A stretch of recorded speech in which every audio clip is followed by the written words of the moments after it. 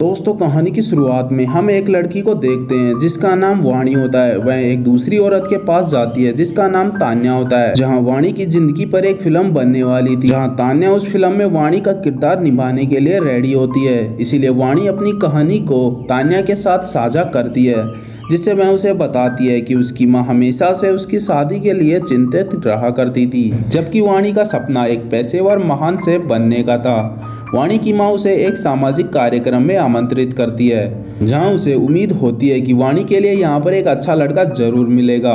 Party में आदित्य नाम के एक लड़के को देखते हैं, जो कि वहाँ पर अपने बेहतरीन डांस के अंदाज से सभी को अपनी ओर अट्रैक्ट करने लगता है, जिससे वाणी और उसकी माँ भी शामिल थी। आदित्य वाणी के बीच बातचीत शुरू हो जाती है, जहां आदित्य बताता है कि वह एक लोकप्रिय रेस्टोरेंट का मालिक है, जबकि वाणी साझा करती है कि उसका सपना एक पेशेवर शेफ बनने का है और वह गोल्डन टेबल पुरस्कार जीतना चाहती है।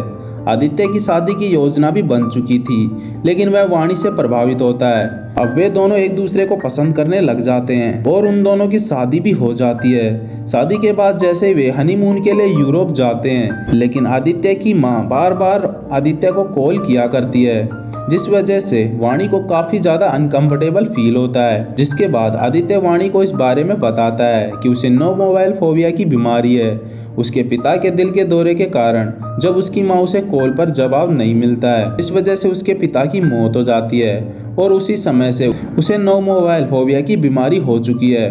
वाणी और आदित्य के रिश्ते में समस्याएं और बढ़ने लग जाती हैं, जहां आदित्य की मां की कॉल से परेशान होकर वाणी को लगने लगता है कि आदित्य उसकी इच्छाओं को पूरा नहीं कर पा रहा है और अंततः उन दोनों के बीच झगड़े बढ़ने ही लग जाते हैं और यहां तक कि उनके बीच तलाक का निर्णय भी होने लगता है। और आखिर में तलाक होने के बाद वाणी वापस अपने सपने को लेकर मसूरी चली जाती है, जहां उसे एक रेस्टोरेंट में नौकरी भी मिल जाती है।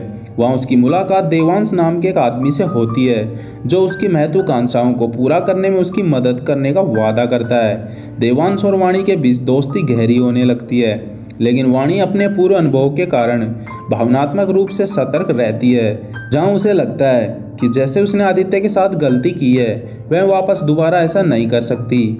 लेकिन देवांश अपनी भावनाएं व्यक्त करता है। धीरे धीरे वे दोनों एक दूसरे के काफ़ी करीब आने लगते हैं। वाणी को भी देवांश काफ़ी ज़्यादा पसंद आने लगा था और फिर वे दोनों भी एक दूसरे के साथ संबंध बना लेते हैं। इसके कुछ समय बाद वाणी को पता लगता है कि वह प्रेग्नेंट हो चुकी है।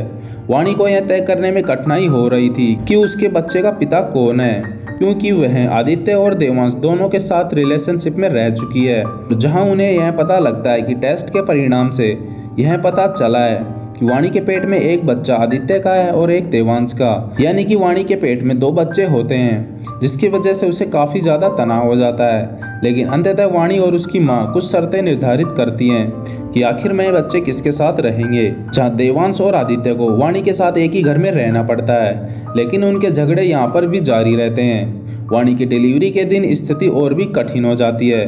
वाणी की तबीयत बिगड़ने शुरू हो जाती है।